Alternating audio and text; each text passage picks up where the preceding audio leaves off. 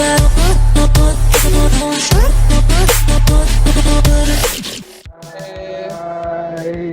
Ya, Waduh, Om Kemal, baik lagi kita apa ya istilahnya nih Mosbim online lagi ya kita ya. Iya, betul, Ya. benar.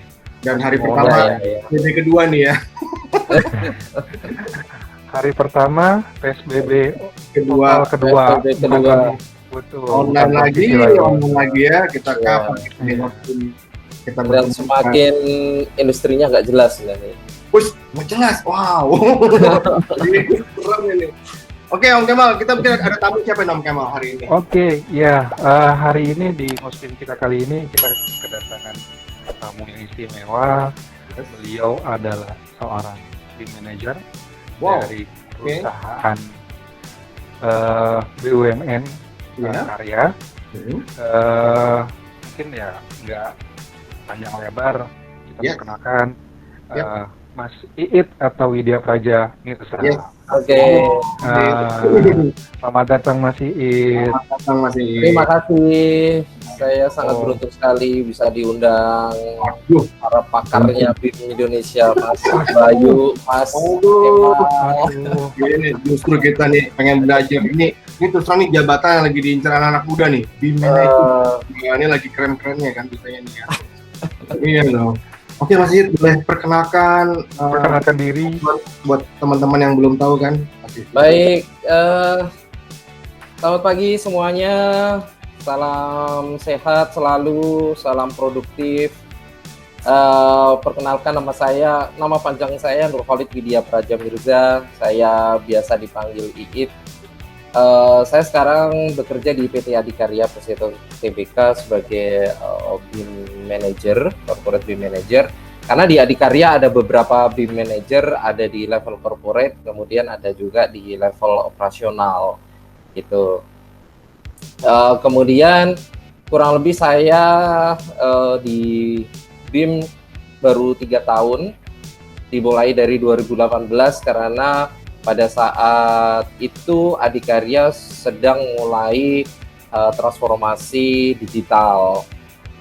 Jadi ada 3 aspek pada saat itu yang digarap mengenai digitalisasi dan salah satunya adalah BIM. Itu. Kemudian saya sudah bekerja di Adikarya kurang lebih dari tahun 2006. Ya, begitu saya lulus dari Universitas Gadjah Mada, Teknik Sipil, saya langsung di Adikarya dan dari 2006 sampai 2017 ya saya lebih banyak di project, dari engineer sampai dengan project manager. Saya sudah pernah lalui semua. Kemudian ada yang menarik pada saat saya ditugaskan sebagai BIM manager pada saat itu tahun 2018 awal kalau nggak salah. Saya dipanggil direksi, kemudian beliau menyampaikan kepada saya, kamu sebagai BIM manager. Saya agak mengernyitkan dahi gitu. BIM. Kunjung langsung ya. Kunjung langsung ya. Iya, Mantap. Aduh, itu Oh, itu langsung BIM gitu. Langsung tiba-tiba aja apa gimana? Masa nggak ada proses sama sekali Mas? nggak ada wawancara gitu. Oh, nggak ada wawancara sama sekali. Ngobrol. Tapi pasti tahu dong kiprah Mas sebelumnya apa, jadi bisa kamu cocok di BIM gitu. Pasti tahu gimana ceritanya. Kebetulan proyek-proyek saya dulu banyak di loan ya, karena di loan, kemudian banyak di oil and gas. Mungkin pada saat itu ya namanya Keterkaitannya mungkin sudah ada kali, sudah terlihat karena kan Betul. ada yang serupa dengan BIM di oil dan gas ya. kalau nggak ya Iya, seperti Justru itu. BIM kan banyak di sana lebih banyak ya diterapin ya Mas. Betul. Dan apa namanya, kalau di oil and gas kemudian di loan itu kan penggunaan teknologi, kemudian apa ya, komunikasi ya, lebih komunikasi dengan pihak eksternal lebih intens gitu dibanding proyek-proyek yang reguler. Pada saat itu saya langsung didapuk gitu menjadi BIM manager. Saya juga nggak tahu BIM ini apa ya, makanan apa gitu. Terus saya belum tahu malah ya. belum tahu sama sekali pada saat itu. Terus kemudian saya hanya diberi 3 buku mengenai BIM Ada BIM for BIM Manager, saya lupa saya karangan siapa. Kemudian ada yang BIM handbook itu yang tebal itu. Kemudian satu lagi apa lupa saya. Kitab sucinya itu. Yes, para kitab BIMers. sucinya itu. BIM handbook. Yang covernya warna putih itu kan? Warna putih ya. Terus kemudian direksi cuman ngomong gini aja.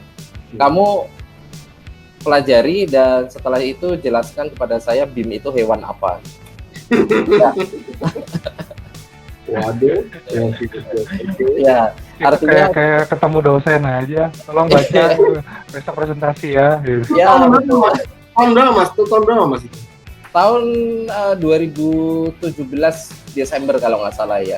Karena pada saat itu project saya masih running. Kebetulan saya project manager di salah satu project di Kalimantan Selatan. Kemudian sudah sedang bidding suatu mega project pada saat itu kurang lebih nilainya 3,5 triliun ya. Terus tiba-tiba dipanggil direksi dan di dapuk you harus jadi ini. Ya. Wow. Ya, it's a kind of a big challenge lah. Terus ya mau nggak mau kita sebagai prajurit tidak bisa menolak apa yang diperintahkan oleh atasan. Akhirnya ya dengan seiring waktu ya kita mau tidak mau belajar. Nah itu ketika Mas Iit tiba-tiba diminta nih jebret gitu kan, oh kamu gini.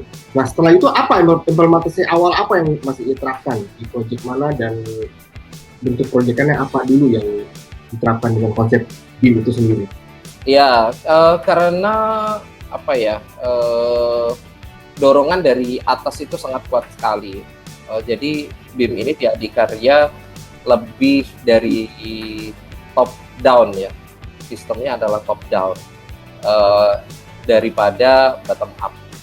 Jadi pada saat itu karena kita top down maka kebutuhan tim untuk tim buildingnya dipenuhi. Kemudian juga perusahaan berinvestasi bagaimana BIM itu bisa cepat untuk diadopsi dalam organisasi adikarya dengan melakukan pilot project pada saat itu.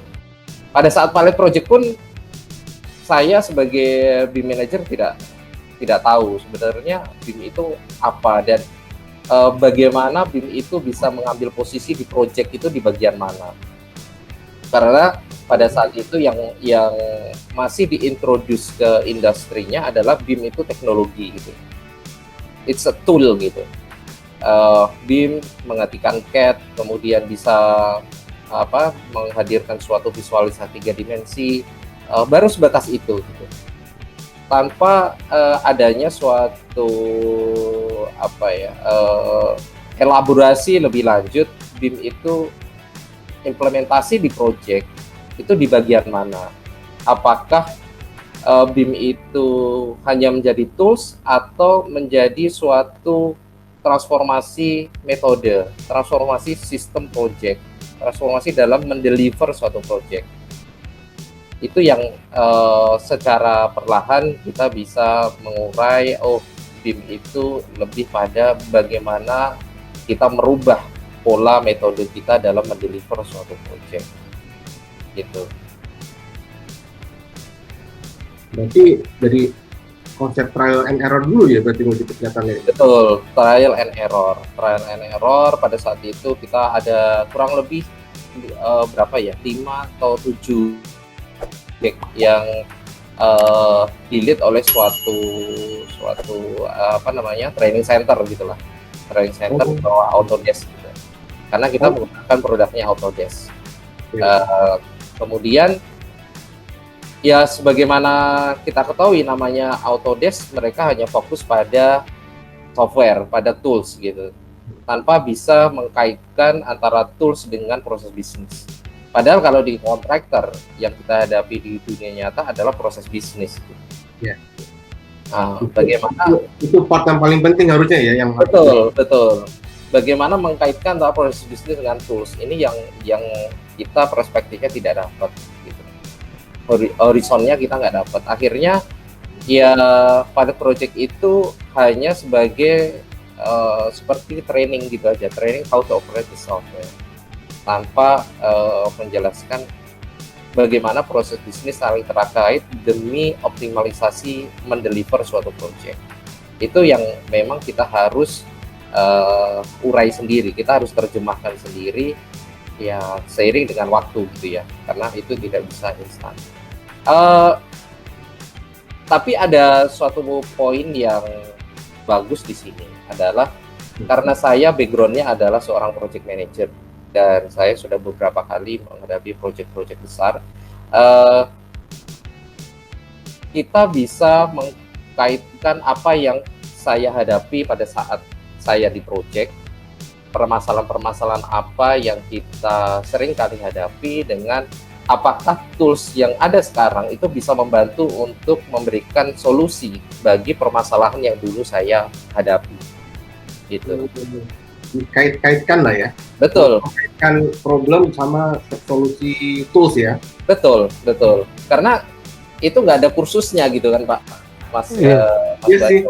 Mungkin di era itu kan memang apalagi kan masih euforia BIM gitu kan, tanpa kita tahu. Sedangkan euforia itu cuma yang ditampilkan kan banyaknya tools aja kan. Betul. Prinsip menggunakan tools itu mungkin belum terlalu tren lah, karena kan memang ya namanya stakeholder apa tuh ya mereka yang mengeluarkan software juga ikut-ikutan euforia kan, akhirnya tahunya software aja gitu kan. Yes. Yang paling betul how to manage berbagai macam software ini biar bisa mensupport bisnis kita itu sendiri kan sebenarnya. Betul. Sampai kita terjebak di software saja. Betul.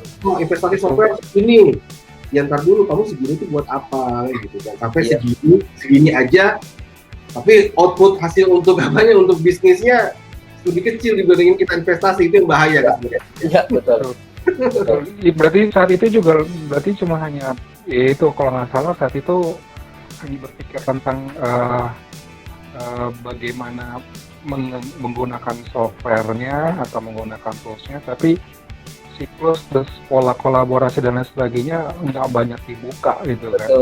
Betul. Dan kalaupun ada pun mereka lebih prefer dengan tanda kutip kalangan mereka sendiri gitu. Yes, betul Mas Kemal. Jadi kolaborasi yang disampaikan pada saat pilot project itu adalah kolaborasi di antara modeler sendiri. Artinya terbatas pada orang yang menggunakan tools itu. Padahal kalau di project itu kan dalam mendeliver suatu produknya, dia melibatkan banyak sekali fungsi, banyak sekali disiplin, banyak sekali proses bisnis yang terkait. Bagaimana mengkolaborasikan seluruh disiplin, seluruh project members yang ada di project dengan menggunakan tools ini yang itu tidak dieksplor dan disampaikan kepada kami sebagai orang yang baru mengawali menggunakan BIM ini. Gitu. Nah, ketika ada problem gitu gimana Mas? Dari Adi Karya itu memecahkan solusi, mendapatkan solusi itu gimana? Sampai kan itu lumayan 2017 sampai 2020 tuh prosesnya gimana Mas? Akhirnya tetap dia berteguh diri dengan menggunakan mindset BIM ini supaya berhasil secara bisnis gitu. Ya, jadi kita yang berusaha mencari celahnya ya, teknologi itu bisa hadir di mana. Sedangkan kita secara korporasi kan juga sudah mempunyai sistem yang hadir terlebih dahulu dibanding BIM gitu. Yeah. Misalkan sistem ISO 9001 mengenai mutu misalkan. Kemudian sistem mengenai ISO 31000 mengenai risiko. Di mana di situ banyak hal yang sebetulnya bisa dilakukan oleh BIM, namun selama ini di proses tradisional delivery project itu masih dilakukan secara manual. Misalkan seperti ini, risiko saja. Pada saat kita mendeliver project, itu kan harus mengidentifikasi risiko-risiko apa yang akan terjadi dan melakukan mitigasi untuk meminimalisir risiko itu, serta mengkuantifikasi risiko itu terhadap penurunan HPP sejauh mana. Tracking lah, di tracking, terus bisa tracking dulu. Betul, di tracking dulu. di tracking dulu. Dari situ prosesnya pada saat pada saat memonitor risiko itu kan harus di maintain setiap waktu ya. Prosesnya itu masih manual gitu loh, masih manual dan ya sudah kalau terlewati sudah gitu, tanpa ada suatu effort untuk memitigasi, untuk meminimalisir dampak gitu. Yang dia tuh udah tracking tapi tidak ada yang verifying, itu betul. Jadi kalau kita project management itu kan PDCA ya, plan, do, check, action gitu. Yes. Itu ada tuh berkala, nggak bisa. Betul. Kalau plan doang tanpa dilakukan do dan check, ya nggak jadi gitu. Akan ya, jadi cuma ada masalah di tengah-tengah itu pasti ada masalah kan gitu. Betul. Sebagai contoh misalkan potensi akibat desain gitu, potensi akibat clash itu yang sering kali disampaikan. Jadi itu memang betul-betul terjadi di project. Berapa biaya yang diakibatkan oleh Reworks gitu. Itu seringkali menjadi risiko, tapi itu tidak pernah di-maintain dengan baik, tidak bisa pernah di-manage dengan baik di project. Bisa memanage clash itu dengan apa? Ya masih dengan tradisional seperti itu, selama itu masih ke-capture oleh mata, oleh visual, ya artinya itu tidak mitigasi gitu kan. Malah kan gini, setelah jadi baru ketahuan. Baru ketahuan. Beda balok, nggak bisa sih, bawa repot tuh udah jadi. Betul. Nah, tanpa lebih dalam mengelaborasi, Anda memitigasi itu dengan menggunakan tools apa. Nah, dengan adanya BIM ini, kita bisa menjustifikasi bahwa risiko yang sudah kita forecast di awal itu bisa di-manage dengan BIM, misalkan seperti itu, dengan teknologi ini. Gitu. Begitu juga dengan ISO 9001 misalkan di quality management, bagaimana quality itu selama ini kan masih silo-silo gitu ya. Ada pekerjaannya sendiri, kemudian yang ngetes sendiri gitu, kemudian planning pengujiannya juga sendiri gitu. Sehingga terkadang nggak nge-match antara satu dengan yang lain. Yang efeknya adalah NC itu seperti kereta gitu, banyak NC gitu. Jadi lebih sifatnya tuh ini ya, konsep itu cuma garis lurus aja, tidak berputar, tidak bersiklus kan gitu. Betul. Artinya yang tadi kolaborasi itu tidak terjadi gitu. Itu yang bahaya sih kalau BIM. Masalah BIM itu bener nggak sih Mas? Kalau saya sih ngeliat BIM itu lebih kepada apa ya, kalau BIM itu pergerakannya lebih simultan, terus kemudian kolaboratif juga. Kalau misalnya dia hanya linear aja mungkin nggak ini ya, ya tujuan BIM-nya nggak tercapai gitu kan. Exactly Pak. Yeah. Exactly Mas. Kalau hanya linear ya, maksudnya linear. hanya dari sisi ke-engineeringan misalkan, itu kan lebih kalau kita sekarang itu BIM masih banyak di fase engineering gitu, maksudnya di bagaimana mendeliver shop drawing, bagaimana melakukan clash, bagaimana melakukan quantity measurement gitu. Tanpa bisa BIM ini lebih luas dalam memberikan influence-nya ke tim project yang betul-betul mengkonstruksi bangunan itu secara fisik. Itu menurut saya tidak bisa maksimal juga. Ya, sama prosesnya mungkin kalau BIM itu yang tadi saya mau lanjut dulu, bahwa itu lebih sifatnya matriks ya Mas ya. Jadi nggak bisa itu linear, bisa jadi satu masalah itu dijalankan oleh tiga line yang bisa berbarengan kan. Itu yang kita kolaborasi kan, makanya bisa ini dulu selesai, nanti baru ini, nggak bisa. Jadi empat-empatnya itu jalan barengan kan, nggak mungkin bisa stop. Betul. Dan yang perlu dipahami adalah proses bisnis sekali lagi. Proses bisnis di project itu banyak sekali, ada proses bisnis design drawing, proses bisnis quality management, proses bisnis quantity measurement, joint measurement, kemudian ada proses bisnis change order segala macam. Nah, itu kan sebetulnya BIM bisa masuk semuanya di situ gitu. Yeah. Tinggal bagaimana kita bisa menempatkan BIM itu pada proses bisnis ini menggunakan tools apa, bagaimana koordinasinya, bagaimana collaborasinya, kemudian sampai dengan output-nya. Kita harus bisa mengidentifikasi input, proses, output, gitu kan. Iya. Kalau kita hanya memahami BIM ini secara proses dan inputnya, tanpa ngerti output yang dibutuhkan oleh project team members yang ada di lapangan itu apa, ya kita nggak akan bisa mengoptimalkan itu. Istilahnya kita tuh goal beam-nya Mas ya. Goal beam-nya Betul. yang dapat, bisa jadi ketika goal beam yang dapat, yang di ujung cuma bisa nuntut aja kan, oh saya kurang ini gambarnya, kurang detail, padahal di kontrak awal tuh nggak ada gitu loh. Itu jadi biasa dibilang tuh kita nuntut over beam lah, overkill atau bahkan bisa jadi less beam yang apa kita gambar juga nggak sesuai apa yang kita diminta kan. Iya betul. Dan yang lebih parah lagi, munculnya suatu paradoks bahwa BIM itu justru memberatkan tim project. Wah itu salah itu. Justru mempermudah harusnya. Iya. Secara teori dan secara praktikal bagi kita yang mengerti bagaimana BIM harusnya lebih mudah. Tapi itu bisa ceritanya berbeda dengan yang ada di lapangan gitu. Tapi gimana pengalaman dari Adhikarya sendiri kalau mengatasi yang move itu lebih kepada mindset ya, berarti orang-orang yang nggak mau move on itu yang susah betul, yang jelas gitu kan. Ya, biasanya berdarah tuh di situ tuh ketika ketemu yang itu mengatasi yang kayak gitu. Ada tipsnya nggak?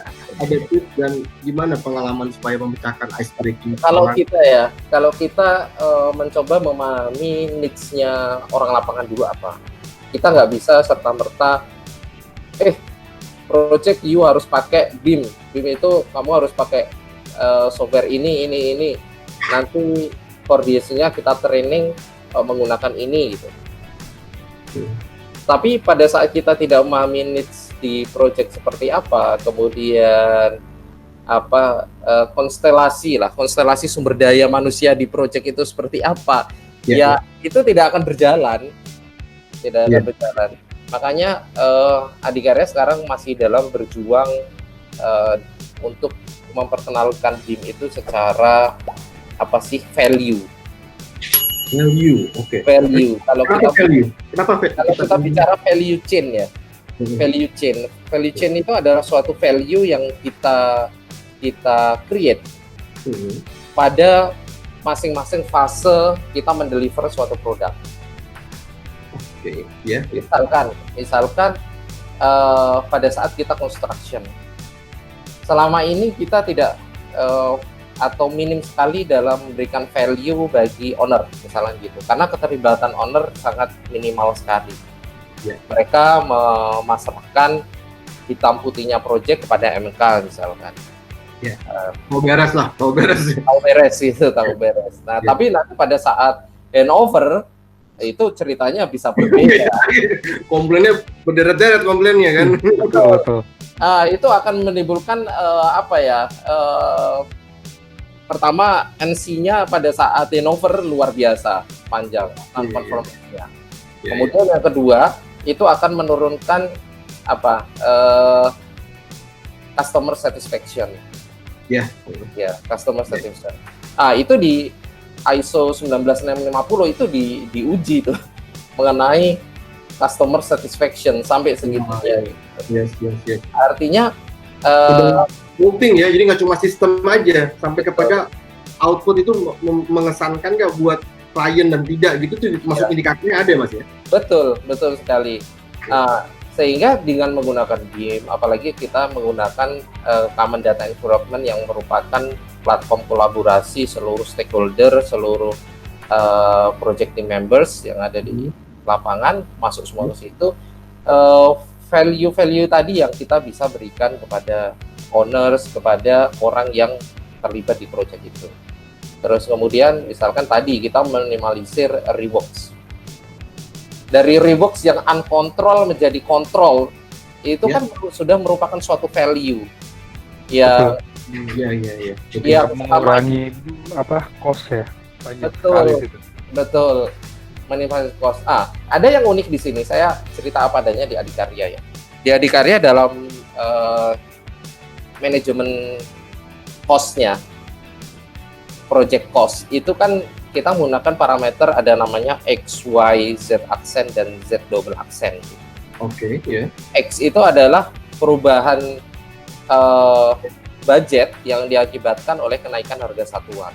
Oke, itu uncontrol kalau harga satuan karena ditentukan oleh supply chain kita gitu ya. Kemudian yang kedua diakibatkan yang Y itu diakibatkan oleh change order. Change order. Nah, kita bisa lihat nih change order. Kalau change ordernya banyak, berarti ada suatu masalah di desainnya.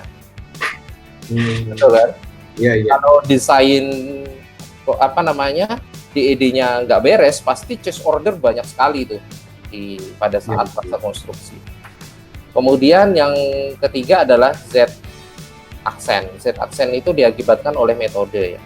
Misalkan yang semula pakai metode formwork-nya konvensional kemudian menjadi sistem. Nah, itu kita bisa monitor di sini. Metode kerja. Kemudian Z double aksen adalah perubahan yang diakibatkan oleh reworks. Diakibatkan oleh reworks. Pengulangan. Reworks akibat tadi yang misalkan pada saat di lapangan ternyata udah di plaster tapi MEP ternyata di situ ada conduitnya MEP, harus di rework, harus di ya. Itu penyakit. Lebih ke ini sih, urutan pekerjaannya tuh harus dipastiin dulu ya, jadi kayak betul. Siapa dulu itu Mas kata tadi mereka ke Mas bilang kan planningnya di awal sama tujuannya juga harus tracking itu harus bener dulu, jangan sampai ajar kejar target padahal sebenarnya kalau target is target, jadi kalau kita susun dengan baik akan menjadi efektif dan hemat mungkin. Betul. Jadi planning adalah is the key ya di sini. Ya. Kalau planningnya nggak bagus maka Z double aksen itu akan banyak. Tapi permasalahannya terkadang reworks itu terjadi di project, tapi tidak pernah diakui secara statement. Tidak pernah diakui oleh project, sehingga saya jarang sekali dan hampir tidak pernah melihat Z double aksen itu terisi gitu. Apa ini ya? Itu kesannya kayak ini ya Pak? Dianggap risiko pekerjaan, jadi nggak ditulis, nggak dilaporkan. Karena dosa terpendam yang nggak boleh diumbar-umbar. Dosa terpendam nggak boleh diumbar-umbar. Padahal bukan masalah dosa sih, lebih kepada review untuk menjadi lebih baik, itu betul nggak Mas? Iya. Jadi kurang lebih seperti itu. Sehingga sekarang kita mau mengkuantifikasi sebetulnya berapa sih pengaruhnya BIM itu terhadap perubahan HPP atau perubahan cost structure di project itu seperti apa, kita nggak akan bisa lihat gitu. Ya, susah melihatnya karena ada komponen yang harusnya jadi pertimbangan nggak bisa dimasukkan di situ. Yes, betul. Karena selama ini nggak pernah diakui gitu kalau ada reworks. Iya. Ya, walaupun kenyataannya banyak bobokan, banyak perubahan dinding gitu kan. Iya, betul. Tapi nggak diakuin. Menarik dong kalau ngobrol sama Om Iit nih. Dia lebih mindsetnya BIM itu sebagai dolar kan. Kalau lainnya kita ngobrol kan selalu ngomongnya sistem, BIM gini, kalau gini, nah sistemnya gini. Betul. Pendekatannya dolar itu menarik nih teman-teman. Jadi kalau bicara BIM ya, ini memang luas banget ya Mas Ridi ya. Jadi kita nggak bicara sistem. Oh ntar ini IFC itu udah the next gitu, itu the next. Jadi kita ngomong adalah, iya lu oke pakai BIM, tapi untung nggak nih kan gitu kan sebenarnya gitu. Ini gue invest segini nih, ya udah, gue tahu percaya ini barang bagus. Oke sekarang jadi juga nih yang bagus kan. Iya. Gitu di sana sih. Betul. Saya setuju beneran ini. Beda mindset nih Om Kamal. Jadi ceritanya ini mungkin kenapa kita ngadain Los BIM ini kan biar teman-teman yang belum tahu BIM itu apa, jadi tidak hanya berpikir, gue BIM itu biar gambar kerja gue bisa banyak, gue bisa potong-potongan. Nggak cuma itu, ternyata BIM itu banyak sekali proses yang bisa kita terapkan dan itu ilmu terapan yang lumayan panjang juga sebenarnya prosesnya, Mas. Iya, Iya, iya. BIM itu kan juga apa dalam artian ya holistik, dia berkaitan dengan segala sisi kan. Iya. Tuh, jadi makanya Iya. seru juga kalau misalnya dengar dari Mas Yeti ini dilihat bagaimana value dari sebuah dari siklus BIM yang dikerjakan itu benar-benar berpengaruh secara bisnis gitu kan. Karena kita perusahaan komersial ya, bukan perusahaan sosial. Bukan yayasan. Bukan yayasan. Kalau yayasan boleh lah rugi kan, nanti tinggal ada yang nyumbang kan. Ini siapa yang nyumbang? Yayasan juga nggak boleh rugi bro, harus Iya, minimal negara kos-kosan. Negara rugi dikejar-kejar kan gitu. Iya. Terus, Gitu. iya. Jadi apalagi gini ya, kalau namanya kita di perusahaan konstruksi gitu, semua itu kan diukur menggunakan parameternya dolar tadi seperti yang disampaikan Mas Bayu. Gitu. Setiap pengeluaran, every expenses harus ada lawannya gitu. Sebab akibat. Betul. Kalau kita expense suatu dolar, tapi tanpa ada return kembali ke kita, ya kita bagaimana Tahu jawabannya. betul merubah itu dari cost center menjadi profit center gitu kan. Yes, betul. Gitu. Itu yang pertama. Kemudian yang kedua, tadi setiap cost harus ada lawannya. Nah, setiap pengeluaran investasi yang dilakukan oleh kantor pusat untuk software, untuk training, untuk sistem dan sebagainya, itu kan juga kita lawankan kembali ke budgeting project. Artinya kita bebankan kembali ke project gitu. Nah, sekarang akan jadi masalah jika project dibebani suatu cost tapi tanpa merasakan benefitnya gitu. Iya, betul. Itu yang akan jadi masalah. Sehingga penolakan tadi yang change mindset tadi yang disampaikan Mas Bayu itu tidak hanya dalam bagaimana kita mengedukasi mereka, bagaimana kita bisa memberikan manfaat kepada mereka, tapi bagaimana secara real practice-nya itu mereka betul-betul mendapatkan value dari implementasi BIM yang ada di project. Yes, betul. Gitu. Kalau mereka nggak dapat value itu, kalau benefit itu kan ya bisa benefit langsung tidak langsung gitu. Benefit yang diberikan project kantor pusat atau perusahaan belum tentu project juga merasakan benefit. Tapi kalau value itu kan dirasakan betul-betul untuk si doer oleh pelakunya yang ada di project gitu. Nah, itu kan lebih terukur lah. Lebih terukur, betul. Kalau benefit kan bisa jadi nggak terukur. Betul. Value ya ada indikatornya, besar, Ada indikatornya. sedang itu ada indikator. Nah, kalau di project nggak mendapatkan value, ya mereka udah langsung resisten. Aku nggak dapatkan apa-apa kok kamu bebani gitu. Yes. Karena kan investasi BIM kan ada investasinya kan gitu. Betul, investasi. Masalahnya di investasinya. Dan itu kan karena investasinya ya udah ini modal segini dapatnya apa nih gitu. Iya. Tahu gitu. Iya, betul. Saya kira itu dialami juga di teman-teman karya yang lain lah, karena pasti budget itu ada postingnya gitu. Tapi begitu kita ekspektasi udah keluar, postingnya nggak ada.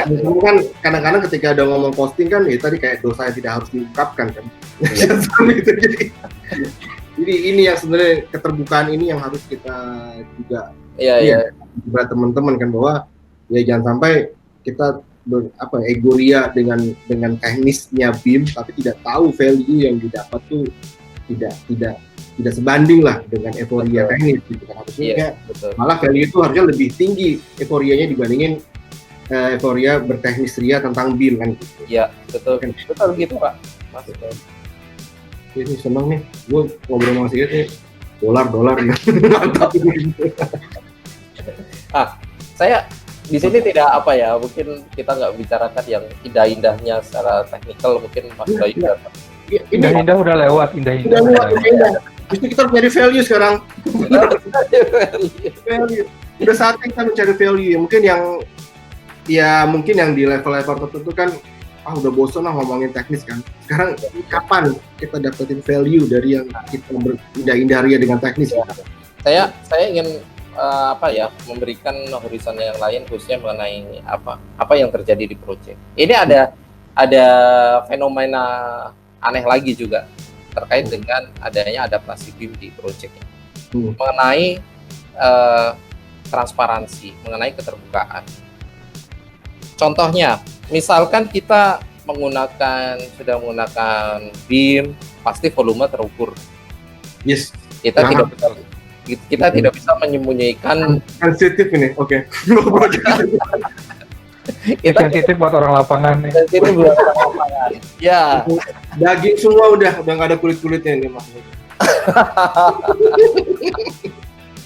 Oh iya kan, ini kan bicara kita open lah bahwa kayak gini kan mau nggak mau mindset berbisnis dalam hal konstruksi ini kan bicara volume itu udah nggak bisa, bukan lagi garis yang abu-abu lagi gitu sekarang. Karena saya kira itu udah zaman Jurassic Park lah, model. Jurassic Park betul.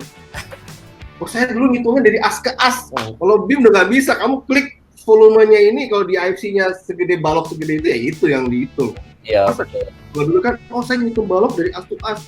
Oh enggak Pak, saya dari ujung ini ke ujung sini. Nah, sekarang nggak ada kayak gitu-gitu udah nggak bisa.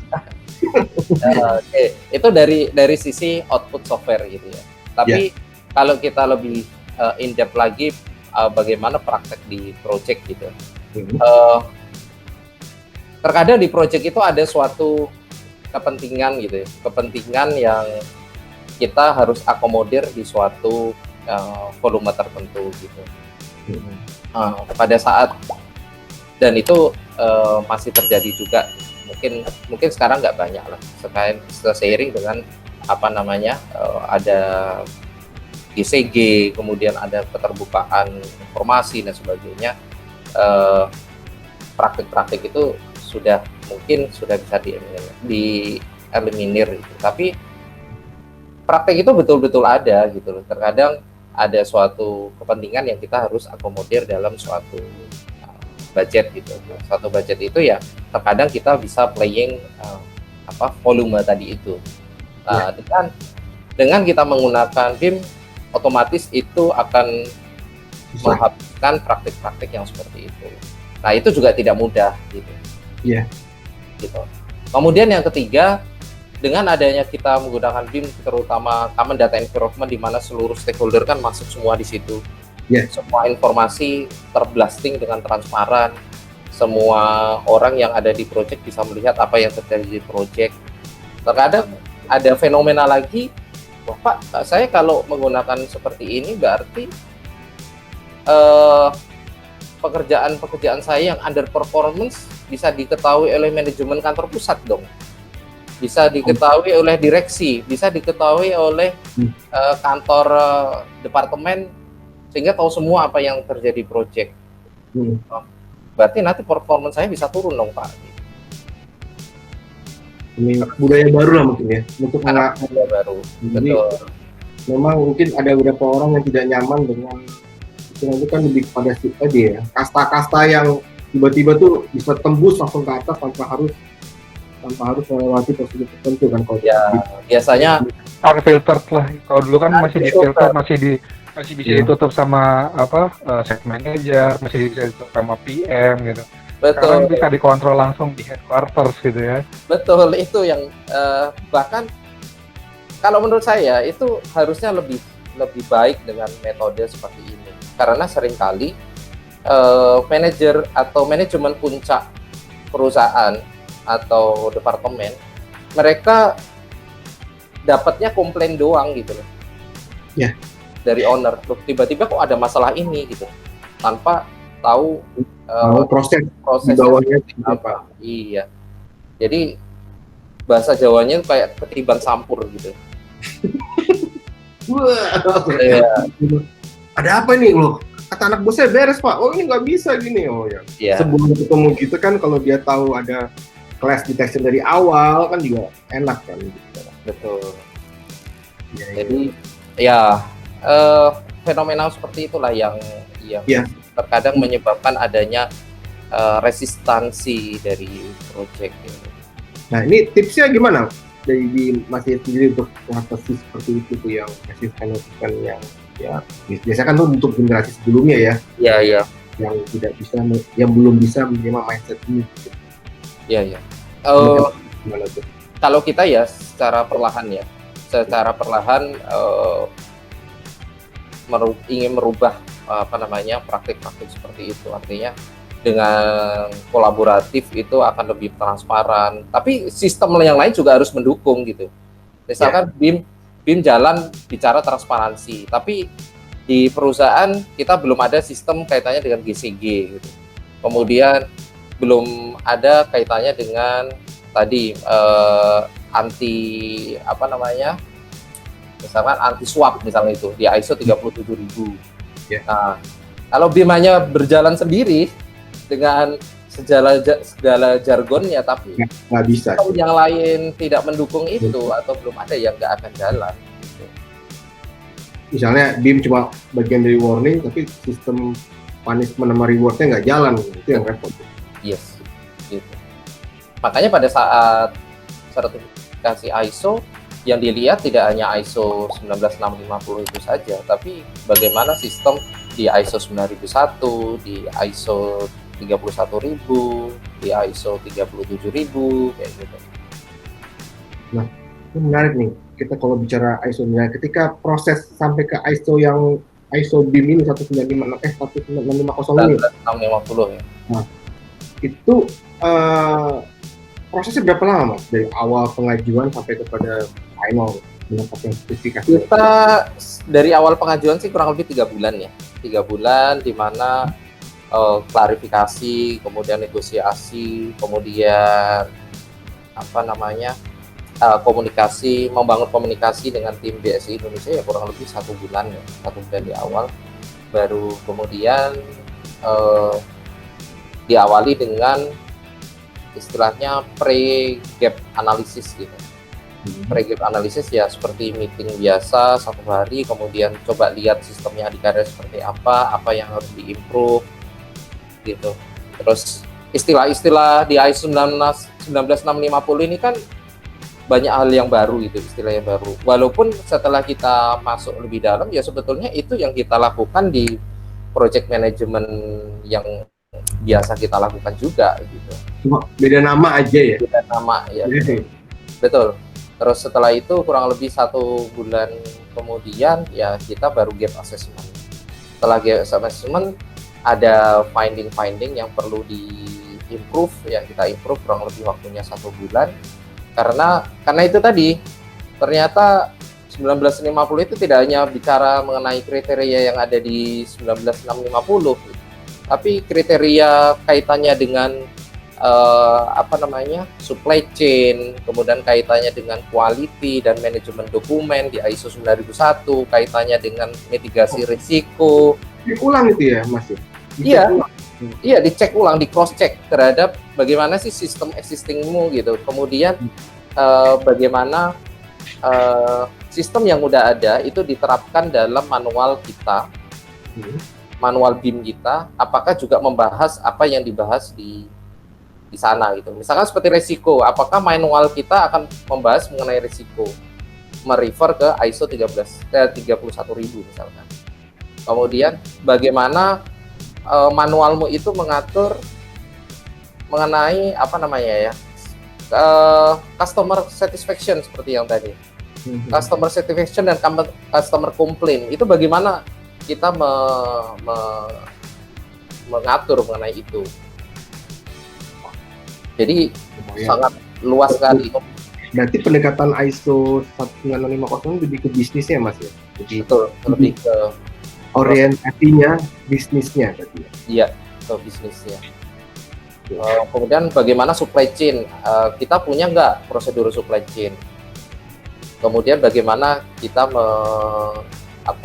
mendeliver informasi dari owner yang ada dalam air itu, kemudian kita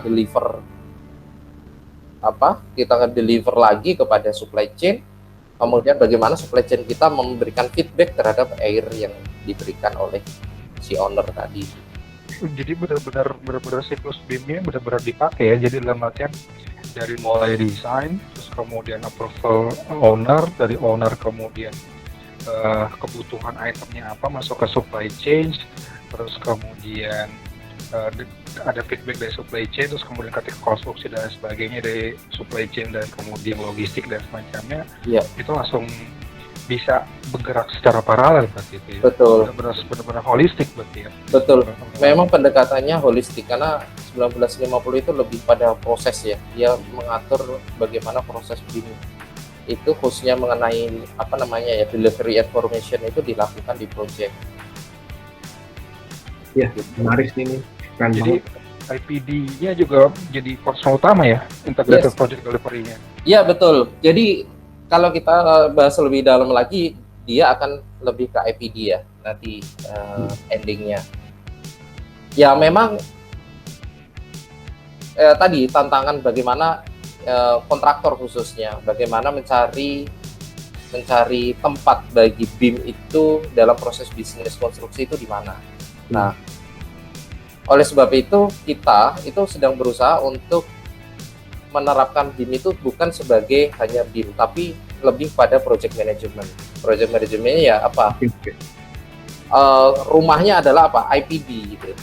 Rumahnya ada IPD. IPD kan ada planning. Berarti ini yang mau nilai tambah yang pengen dikencangin di Betul. Betul. Karena kalau kita mengintroduce mengenai BIM, mengenai 3D, mengenai visualisasi, mengenai quantity, ya nggak jalan. Gitu. Bukan gak jalan, udah banyak yang main. Cari loh, iya kan musik kan pemain band banyak, ini musiknya harus beda biar kelihatan kan gitu kan. Betul. Makanya sebenarnya ketika kita ngelihat Adhikarya itu dapat ISO ini, itu makanya mas emang ini harus kita kejar nih, infonya gimana, apa yang membuat Adhikarya sangat serius sekali gitu dengan mengejar ISO itu sendiri gitu. Iya. Karena kalau saya sebagai BIM manager ya saya akan lebih fokus pada bagaimana pengelolaan project management yang digitalize lah gitu. Jadi era baru project management, bukan project management konvensional. Oleh sebab itu BIM masuk di situ. Di mana BIM kemudian Common Data Envelopment yang merupakan mandatori dari proses IPD, kemudian ada full planning, segala macam perencanaan, bagaimana. Jadi kita di sini tidak hanya mikir BIM itu, tapi gimana sih cara scheduling yang benar gitu. Kalau schedulingnya udah benar, bagaimana sih scheduling itu bisa kita masukkan ke 4D gitu. Jadi tidak ujuk-ujuk 4D itu kayak gini nih, bisa kita simulasi gitu. Harusnya dasarnya kan dari manajemen projectnya dulu kan. Oh ini siapa bangun ini untuk siapa, kaitan mau ke budget, baru masukin ke software 4D. Biar kelihatan dulu, duluan kan gitu. Betul. Tiba-tiba, bisa naik nih. Dasar dari mana? Nggak tahu. Tahu saya juga. Itu yang bukan pas ditanya dasarnya dari mana, otomatis saya nggak tahu dari mana. Foto generate aja. Yang penting 4D-nya ada gitu ya. Nah, itu dia. Repot ini. Ya itu tadi. Kalau ya udah saya pengen tahu bulan pertama, minggu kedua kayak gimana tuh jadinya. Bingung dia kan. Gimana jadinya harus kayak gitu kan. Ya, itu makanya mungkin kalau misalnya disebut dalam artian istilah BIM berikutnya adalah VDC ya, Virtual Digital Construction. Jadi kita sudah mulai konstruksi dulu atau konstruksi dulu dalam bentuk digital gitu kan, dalam bentuk virtual. Jadi ketika proses supply-nya kayak gimana, kalau ada masalah supply kita bisa cari alternatifnya seperti apa gitu kan. Ketika ada kasus misalnya masukin faktor pandemi, kita bikin reka rupanya kan begitu. Betul. Jadi bertahap masalah-masalahnya tahu ya udah masalahnya apa, simulasinya kayak gimana. Selain di awal itu lebih jelas. Betul. Karena kayak di project management body of knowledge, kalau mungkin Mas Bayu, Mas Kemal tahu gitu. Itu kan yang terpenting adalah planning dulu gitu. Ya. Kan dia ada initiating, planning, kemudian executing, controlling, closing. Jadi planning memainkan peranan yang sangat penting sekali dalam project management secara keseluruhan. Oleh sebab itu, BIM sebelum masuk ke BIM yang lebih luas ya filosofi sama fundamental knowledge-nya dulu diberesin gitu. baru logikanya dapat dulu. Seperti misalnya 4D aja kita terkadang kan perusahaan A udah sampai mana nih BIM-nya 5D gitu, kemudian perusahaan B sudah sampai mana 4D, tapi begitu kita lebih gali lebih dalam, ya 4D hanya sebagai visualisasi, kemudian 5D hanya sebagai visualisasi trend budgeting pada saat project, tapi pada saat controlling itu nggak jalan juga. Nah, oleh sebab itu konsep bagaimana planning yang benar, bagaimana bikin baseline, bagaimana bikin tracking, bagaimana bikin cut off schedule, itu verify-nya gimana gitu, betul kan? Kemudian sequence-nya bener nggak gitu. Iya sih, karena ujung-ujungnya awal proyek kan ujung-ujungnya planning duitnya dulu saya punya duit segini kan, ujung-ujungnya ya baik lagi ke value-nya, baik lagi ke value. Value betul. Dan terkadang planning is a planning gitu. Iya bisa jadi, betul. Planning is planning. Ketika nggak visualisasi ya nggak jadi juga kan. Gitu. Ya jadi juga. Apalagi pada saat kita konstruksi, jadi ini Mangkrak. Gini ya, seperti jalan sendiri gitu. Ya udah, planning is planning, nanti realisasinya ya udahlah ngikutin apa yang terjadi gitu. Tanpa autopilot ya. Jadi nggak kalau misalnya pakai autopilot itu kan jadi lebih kepada bagaimana keadaan di lapangan gitu kan, akhirnya kalau ada terjadi banyak tidak terduganya ya akhirnya increase kan cost-nya kan. Yes, ya betul. Ya, jangan sampai lah. Iya, itu makanya kan kalau misalnya dulu yang ketika zaman Jurassic Park dulu kan Frank Lloyd Wright kan juga pernah bilang kan lebih baik kita ngapus di meja gambar daripada kita ngapusnya di lapangan gitu kan. Iya betul. Gitu. Kayak penghapus jadi pakai kalkir, pakai kayak cutter kan dulu. Ngalamin nggak? Ngalamin banget pakai meja gambar segede itu ya. Udah gambar banyak, ngapus tembok pakai cutter. Cutter ya. Sekarang udah nggak zaman ngebim udah. Pakai cutter kegedean. Silet. Oke. Gue cutter men, ini potong-potong lagi cutternya. Waduh. Gue nggak jago pakai silet. Jadi gitu sih. Kalau kita nggak punya pendekatan project management gitu, BIM-nya artinya BIM itu bukan dianggap sebagai sesuatu yang euforia tadi, tapi dianggap sebagai tools yang mendorong project management, di mana project manajemennya itu secara filosofi, secara fundamental knowledge-nya itu dikuasai betul. Menurut saya akan jauh lebih mudah dalam kita mengenalkan teknologi gitu. Karena proses manualnya kita udah tahu, tinggal proses digitalnya yang kita coba introduce. Ya, ketika dari yang berupa hard copy menjadi soft copy, dan yang tadinya kita bertukaran data hard copy semua menjadi soft copy semua itu kebiasaan baru sih. Karena ada orang yang pengennya tanda tangan basah. Karena mungkin kan di depan katanya ada tanda tangan digital ya Mas ya. Iya. Betul. Sudah jadi itu juga ya. Iya. Kan bisa jadi kontrak kan udah nggak ada lagi tanda tangan basah, sudah digital. Bahkan nggak usah harus ketemu tanda tangan. Dulu kan kontrak perjanjian kerjasama dulu kan harus ketemu, mungkin sih jadi semua serba virtual di kerjasama kan. Tanda tangan digital. Betul. Tapi ya sekali lagi kembali ke ini sih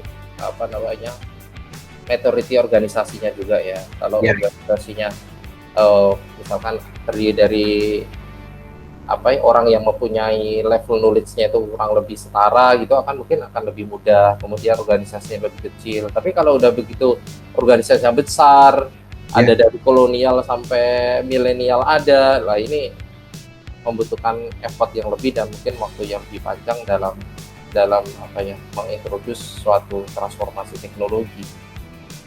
Abadi dong kalau misalnya dari zaman kolonial. Iya.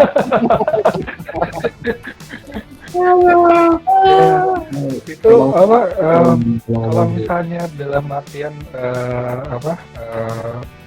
real time-nya ketika setelah sertifikasi impact dengan adikaryanya itu sendiri itu gimana, Mas? Ya, jadi PR yang kita harus selesaikan adalah sosialisasi gitu. Jadi jangan sampai tadi sistem hanya ada di atas kertas tapi tidak terdeploy sampai ke bawah gitu. Karena sistem itu kan yang bisa kita andalkan dalam rangka perusahaan itu agar bisa sustain. Kalau kita mengandalkan orang, perusahaan nggak bisa sustain kan. Orang sekarang di hire mungkin minggu depan udah bisa keluar.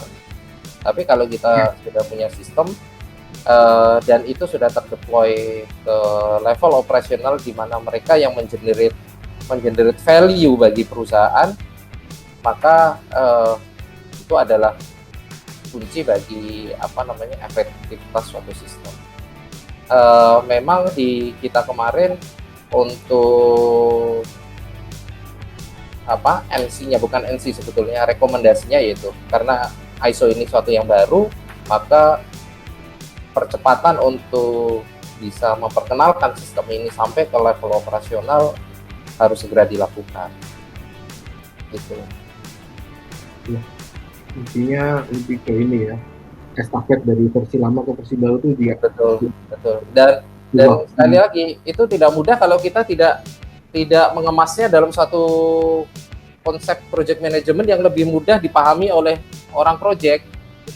Kalau orang project kita ajari mengenai CDE itu nanti kolaborasinya gini, kemudian informasinya nanti di-deliver seperti ini dengan bahasa-bahasa yang tidak familiar dengan mereka tidak akan bisa meng-capture ini manfaatnya buat saya apa gitu.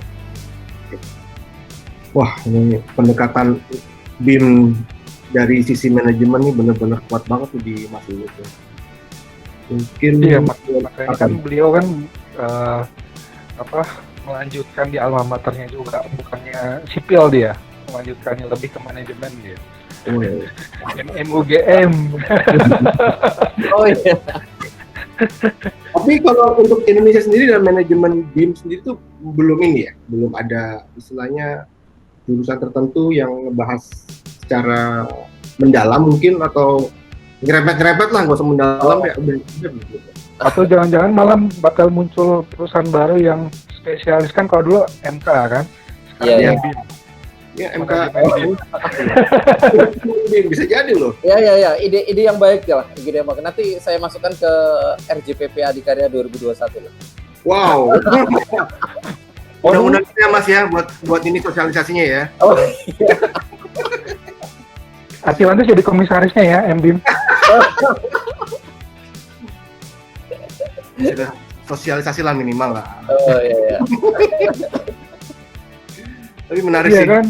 Ini kan kalau dulu kan ngomongin masalah manajemen konstruksi kan, kalau sekarang kan udah ngomongin BIM, daripada akhirnya mereka create terbaru lama lagi prosesnya, intervensi aja langsung gitu kan. Dan menjadi lahan bisnis baru ya. Iya. Tapi keren sih. Ini kita terus terang dengan ngobrol dengan Mas ini dapat insight lain lah, bahwa ternyata di dunia konstruksi ini tidak hanya melulu ngomong teknis kolaborasi yang kalau saya sih justru udah ini sih, justru dengan melihat manajemen ini kayaknya wow, ini ya apalagi kaitannya sama ya kalau teman-teman yang mindsetnya bisnis ya, dolar gitu, ini benar-benar daging lah obrolan kita hari ini, karena BIM itu terus terang kalau diulik lagi dengan sisi lain, ternyata kita bisa mendapatkan potensi bisnis dalam sisi bisnis tuh menjadi sesuatu banget lah untuk next depan ya. Gitu ya. BIM itu punya banyak muka gitu kan. Betul. Yang masih itu ya. BIM itu punya banyak muka, baik dari bisnis, baik itu dari engineering, baik dari mulai perencanaan, bahkan sampai ke teknik penghancuran mungkin ya.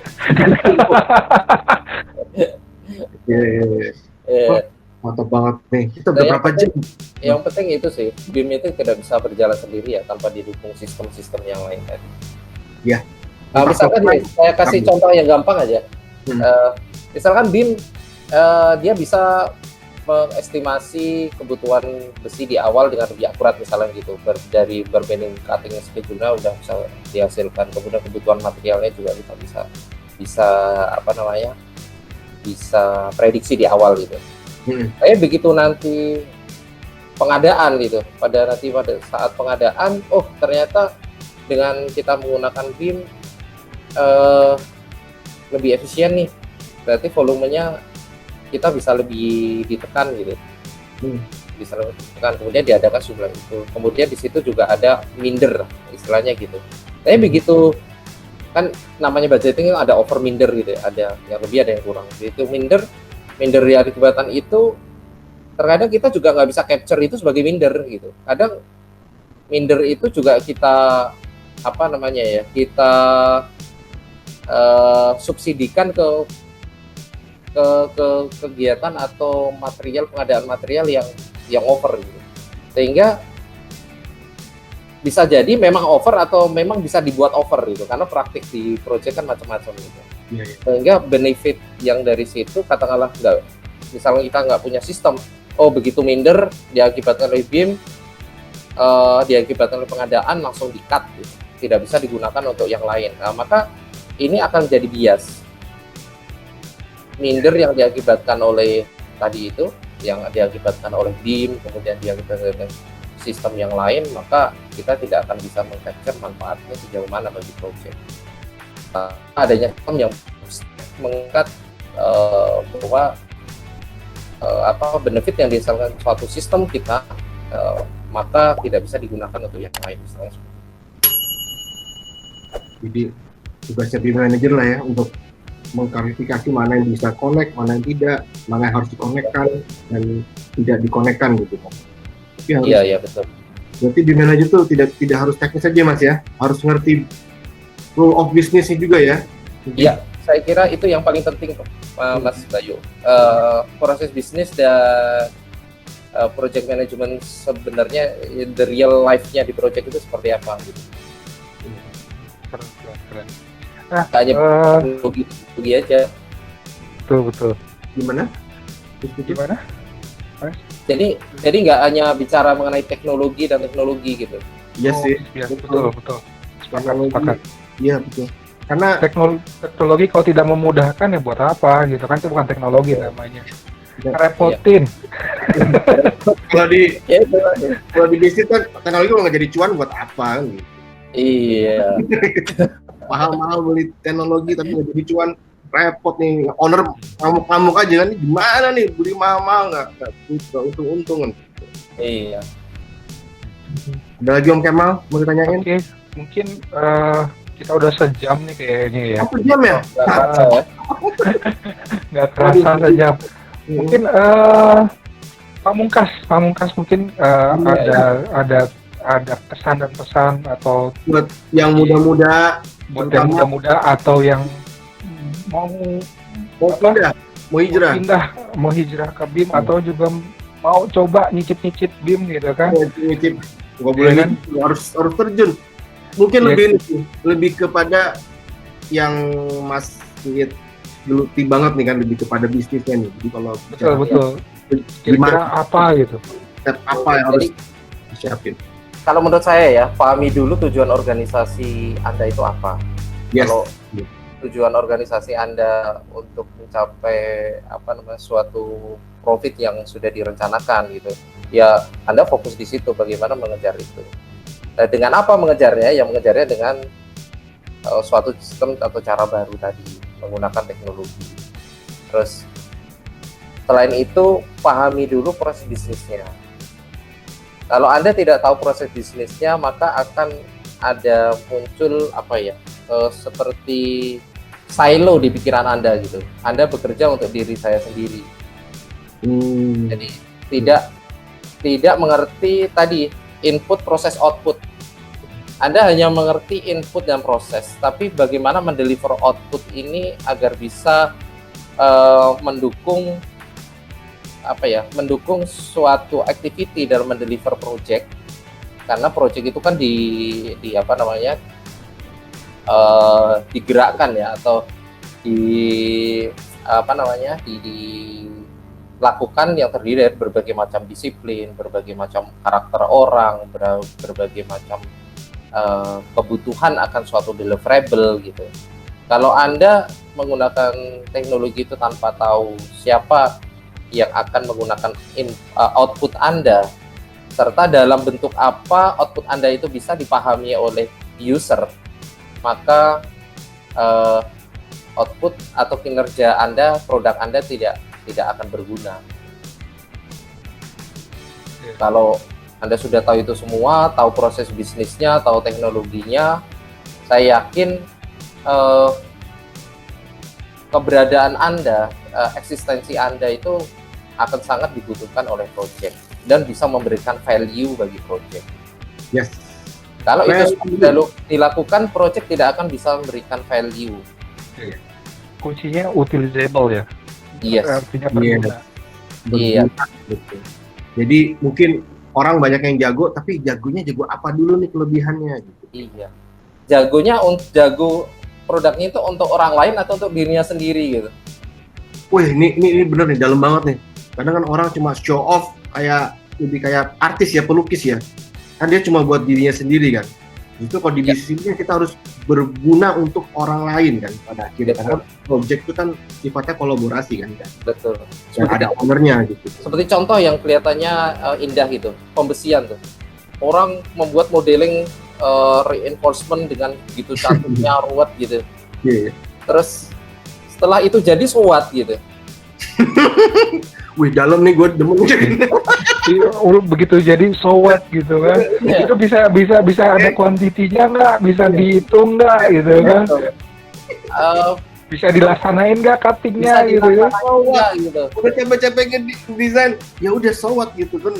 Gue butuh ini, keluar nggak kan gitu kan. Iya.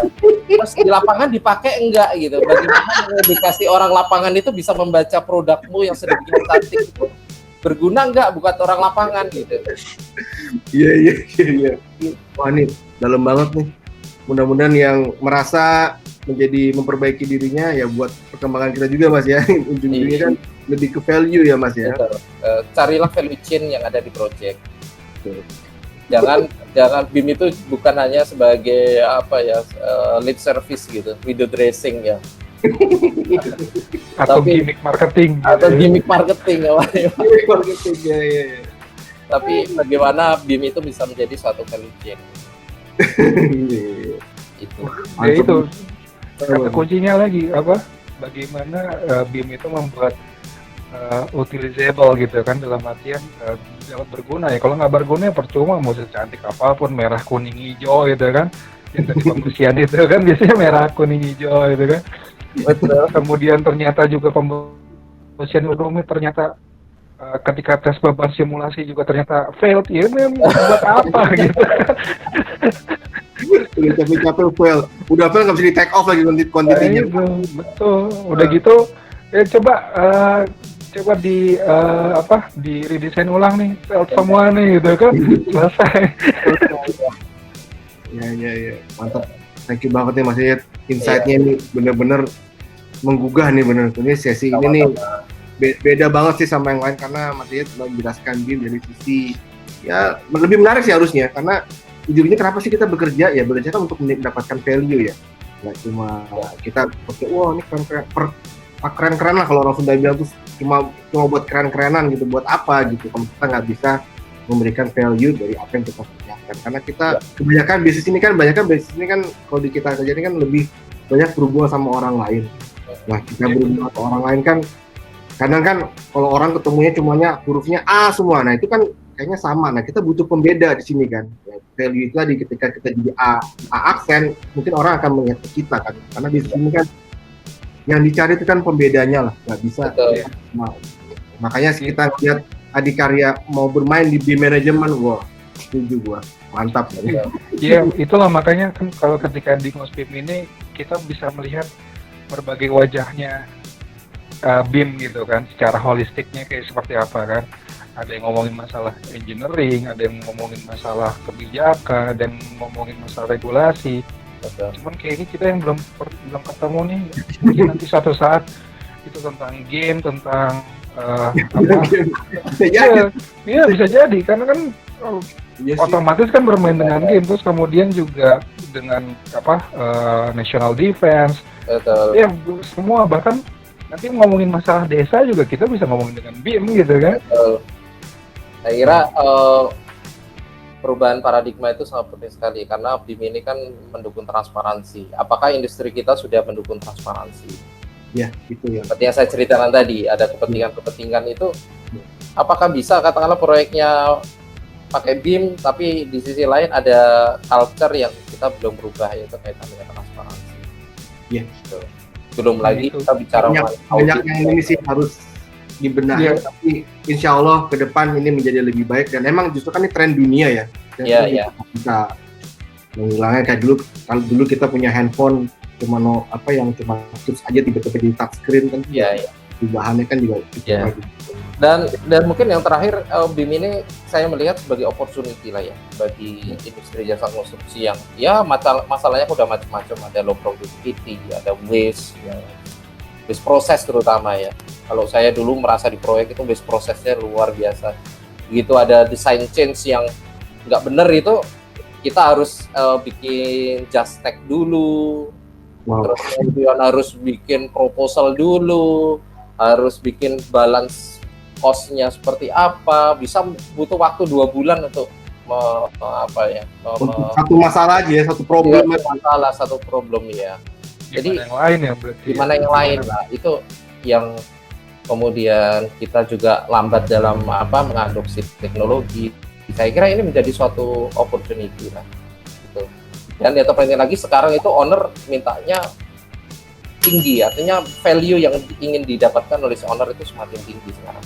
Udah tinggi, cepat, murah. Wah. Murah lagi gitu. Nah itu, terus kemudian Ujungnya murah ini yang beratnya emang. Aduh, tapi udahlah. Itu kita jalan. dan udah gitu juga secara project juga di lapangan ada resistensi di lapangan karena mereka nggak bisa tanda kutip party lagi gitu ya. No party anymore karena kayaknya dia ada satuan, nggak bisa ngomong volume satuan. Jadinya di tengah itu kan ya tadi seperti disampaikan Mas Bayu, perusahaan konstruksi harus jadi beda gitu. Ya. Harus punya competitive advantage lah. Ya. Nah, competitive advantage itu ya bisa dari berbagai hal ya. Kita bisa cost leadership, kita bisa murah-murahan seperti yang disampaikan tadi itu. Saya murah-murahan, tapi di sisi lain apa ya, kita mau murah-murahan. Kalau murah-murahan ya. Makanya jangan sampai jadi murahan gitu loh. Jadi murahan gitu loh. Tapi Iya, sebenarnya strateginya apa? Strateginya ya tadi penggunaan teknologi dalam rangka optimasi tadi. Sehingga BIM ini ya mempunyai opportunity lah untuk meningkatkan profitabilitas di tengah semakin tidak sehatnya persaingan. Iya, apa istilahnya dalam artian kalaupun kita menawar murah pun ada justifikasinya kan. Gitu. Ada justifikasinya ya. Enggak hanya sekedar banting harga sebelah Yang 50% kita 40-70% gitu kan. Jadi gini Mas, harga lebih agak naik, tapi kelebihannya di sini. Jadi orang oke. Ya itu value tadi itu. Ya betul. Jadi dalam artian semuanya ada justifikasinya, ada dasarnya gitu kan. Ya. Walaupun kita lebih mahal dari yang lain misalnya, tapi kita bisa tunjukin ini loh Pak yang mereka nggak sebutkan gitu kan. Iya. Gitu. Atau kalau kita lebih murah, ini loh Pak optimalisasi yang kita lakukan. Betul. Kita boleh aja cost leadership, tapi untuk menunjang cost leadership-nya apa, underlying-nya apa, ya kita harus bisa menjustifikasi. Ya dengan menggunakan teknologi tadi. Betul. Itu nilai lebihnya lah. Gitu. Iya. Ya. Oke banget nih. Kayaknya Udah hari ini benar-benar kayak 11 kuliah tahun. kuliah 3 SKS kita. Tinggal Kuliah ISO men, ini kuliah satu SKS lagi masuk lab. Tinggal satu SKS lagi masuk lab kita. lepas udah selesai deh. Aduh. Banget. Seru banget lama Mas Kemal baik. Ini keren sih, saya suka banget sih, terus terang mindset saya suka banget, dan ini emang harus jadi benchmark buat teman-teman lainnya bahwa BIM itu tidak hanya teknis ya, itu ada yang kita bisa membuat bisnis gitu. Jadi bahkan buat teman-teman yang kuliah di bisnis pun kalau menyerempet BIM Nyambung ya Mas Yud ya. Ya, nyambung Iya. nyambung Iya, banget kan. lah. Betul, kalau bisa nanti ngobrol sama MMU Game juga bisa bilang gini masih bikin tulisan BIM gitu kan. MM BIM, Magister Manajemen BIM gitu kan. Arkilantis jadi komisaris lagi. Sebelum komisaris sosialisasi dulu gitu. Gitu. Ya, Jadi kan ya, karena ya itu kalau misalnya balik lagi ya itu BIM itu punya banyak muka gitu kan, dalam artian ya. kalau kita lihat di industri yang menggunakan teknologi atau pola yang serupa dengan BIM, kayak tadi di oil and gas, kemudian manufacturer, terus kemudian industri di kantor ataupun otomotif, ya mereka bisa dapat efisiensi dan optimalisasi seperti itu gitu kan. Ya. Gitu. Makanya Ya itu aja. Kalau mereka kan mungkin kalau manufaktur ya, jadi jelas kan. A, B, C, kamu A, kamu B, kalau salah jadi gini. Nah kan kalau konstruksi kan bermainnya banyak abu-abu ini harus light sekarang gitu. ya dulunya juga banyak abu-abu ketika menerapkan serupa dengan game itu. Tapi begitu dia profit, kan lebih ada abu-abu lagi. Mengenai sudah dipaksa untuk tidak abu-abu kan. Iya. Karena di ASC nih supaya menjadi tidak abu-abu. Iya, karena konstruksi Indonesia itu kan apa ya? Tidak bisa terlepaskan dari ya aspek politik, kemudian Ini aspek-aspek yang lain lah gitu. calon anggota ini. Anggota BIM. Tapi saya akan jadi pembeli nomor 1 Mas kalau jadi anggota. Dapilnya mana dulu? Tahu dulu ya. Bikin banner gitu. Dapil Semarang. Iklan Semarang. Sekarang iklan di IG. Nggak boleh pakai banner, nanti kan berkumpul lebih dari 10 orang nggak boleh. PSBB. Bisa jadi besok kampanyenya pakai Zoom kan? Bisa jadi. Iya. Ya, thank you banget nih Mas Yid. Sama-sama. Siap. Terima kasih banyak. Thank you banget ya. Mas Yid. Ini benar-benar aduh, thank you lah nih buat teman-teman juga kalau yang ngikutin dari awal akhir harusnya dapat banyak nih manfaat Betul. kita ngobrol hari ini. Ya. Mudah-mudahan jadi insight buat teman-teman bahwa bisnis BIM, BIM proses itu adalah bisnis juga, Ya. bisnis dan marilah kita manfaatkan untuk perkembangan industri AEC di Indonesia ya. Jadi Ya. tidak hanya di level BUMN dan di level swasta maupun akademisi bahkan bisa menerapkan konsep ini tuh menjadi lebih luas sehingga makin banyak yang tertarik untuk pindah hijrah cara mindset ke BIM gitu, Mas, ya. Iya betul. Ditambah lagi ini hari ini kita benar-benar melengkapi lagi puzzle-puzzle yang kita mulai dari Ngosbim episode pertama hingga hari ini, itu benar-benar kita melihat hampir beberapa wajah BIM itu sendiri gitu kan. Walaupun sebenarnya BIM itu masih punya banyak wajah yang harus kita bisa lihat sisinya seperti apa. Gitu. Jadi jangan lupa klik subscribe dan juga klik like dan share supaya nggak ketinggalan dengan Ngosbimnya gitu kan gitu. Apalagi kita bisa menghadirkan mungkin banyak wajah BIM dengan mungkin yang seperti Mas Iit ini gitu kan gitu. Oh iya, mungkin ini sebagai awal kita mungkin kalau ada acara-acara lain untuk supportnya bersedia hadir ya Mas ya. Insya Allah selagi napas masih di kandung badan ya. Aduh, udah mau Amin. Ya. Ya kalau ada acara di Adikarya kita mau supporting kita boleh dong. Oke. Siap. Thank you banget tempatnya. Buat adik-adik yang pengen masuk BIM, segera belajar BIM, segera masuk industri untuk membuktikan kemampuanmu bisa diterima oleh industri. Yes. Yap. Dan Adikarya ada banyak posisi Yes. yang bisa diisi. Dan siap digembleng sama Mas ini ya, Mas Iit ya. Hati-hati kamu. Thank you banget Mas. Langsung Oke, berkantor di Kalibata gitu kan. Kalibata City ya. Iya. Thank you banget Mas, waktunya Oke. Masnya. Oke, sama-sama. Makasih Mas Bayu. Oke. Mas. Ya, terima kasih. Sampai ketemu di Nosbim berikutnya. Sip, sip. Sampai ketemu teman-teman. Bye.